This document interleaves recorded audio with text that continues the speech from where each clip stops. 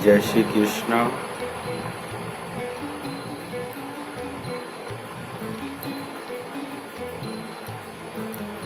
पर्यावरण को लेकर आज पूरे विश्व में चारों तरफ गंभीर चर्चा छिड़ी हुई है।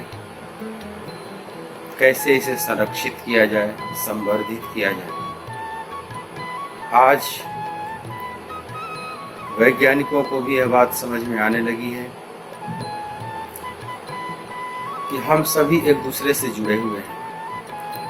हम किसी एक का अस्तित्व समाप्त करके हम बिल्कुल स्वतंत्र सुरक्षित नहीं रह सकते। हम सबका अस्तित्व एक दूसरे से जुड़ा हुआ है।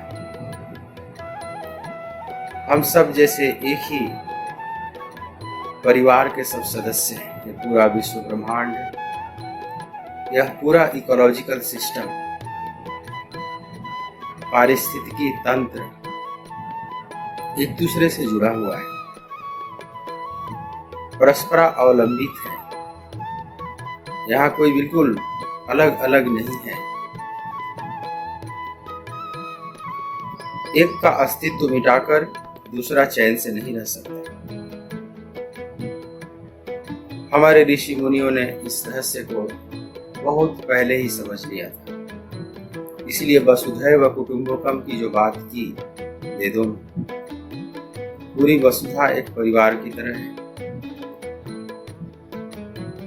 तो परिवार में केवल मनुष्य ही मनुष्य नहीं, पशु पक्षी भी हमारे परिवार है। वृक्ष लता पता भी हमारे परिवार है। नदी पर्वत वन, चांद तारे, कीट पतंग, ये सब हमारे परिवार ही हैं। हम सभी मिलकर एक परिवार बनते हैं, वसुधैव कुटुम्बकम।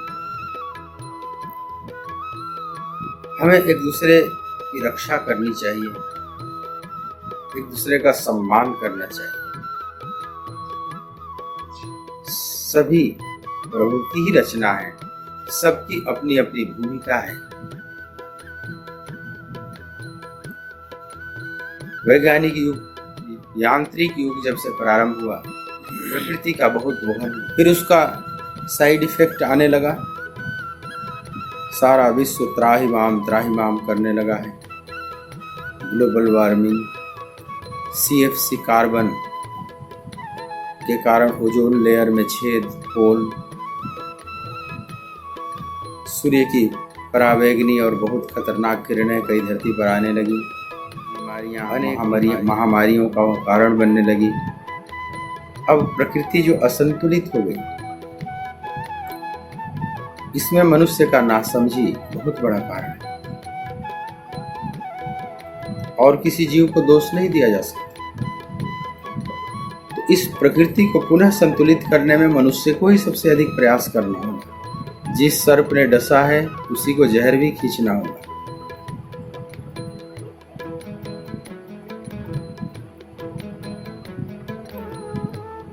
आज से 5000 साल पूर्व भगवान श्री कृष्ण ने इस पर बहुत मानवता को इशारा दे दिया। भगवान कृष्ण ने गौओं से प्रेम किया, मतलब पशुओं से प्रेम करो। मोरों के साथ नाचा, पक्षियों को प्रेम करो। यमुना में खेला, सम्मान किया, नदियों को प्रेम करो। गोवर्धन लीला किया, मतलब पर्वतों से प्रेम करो। गोपियों के साथ खेला, मनुष्यों से प्रेम करो। यह एक बहुत बड़ा संदेश दिया कि हम सब एक परिवार की तरह हैं। वृंदावन से प्रेम किया, मैंने वनों से प्रेम करो, वृक्षों से प्रेम करो, कुंज निकुंजों का सम्मान दिया, लता पताओं से प्रेम करो। प्रकृति प्रेम का कृष्ण लीला में बहुत बड़ा संदेश दिया गया है। हमें भी हमारे इर्द गिर्द जो भी यह पारिस्थितिकी दिख रही है, इकोलॉजिकल सिस्टम दिख रहा है, सबका सम्मान करना चाहिए। इस बात का ध्यान रखें, हम समझें कि हम अकेले नहीं हैं। और दूसरी बात इसमें और समझने की है कि वृक्ष लगाकर तो हम पर्यावरण की रक्षा करें ही, वृक्षों को फिर संरक्षित करके, लेकिन संरक्षण में आबादी, देश की आबादी एक बहुत बड़ी बाधा है। जब तक जनसंख्या कंट्रोल नहीं होगी, हम ठीक ठीक पर्यावरण की रक्षा नहीं कर सकते। जनसंख्या कंट्रोल की भी बात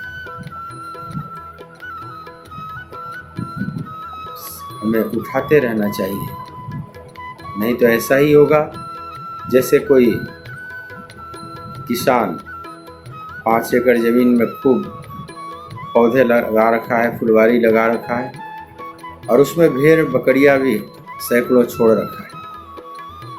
अब उसके पौधे बचेंगे नहीं। अति जनसंख्या पर्यावरण को संरक्षित नहीं होने देगी, संवर्धित नहीं होने देगी। तो पर्यावरण कंट्रोल में 2 चीज़ें ध्यान रखनी होगी। एक तो हमें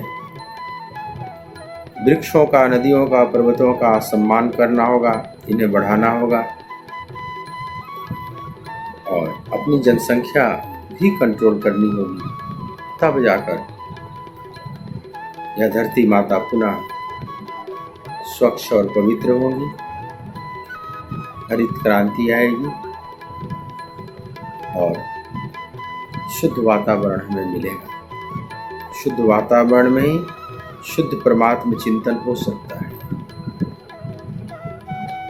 सतयुग की राम राज्य की हम कल्पना कर सकते हैं।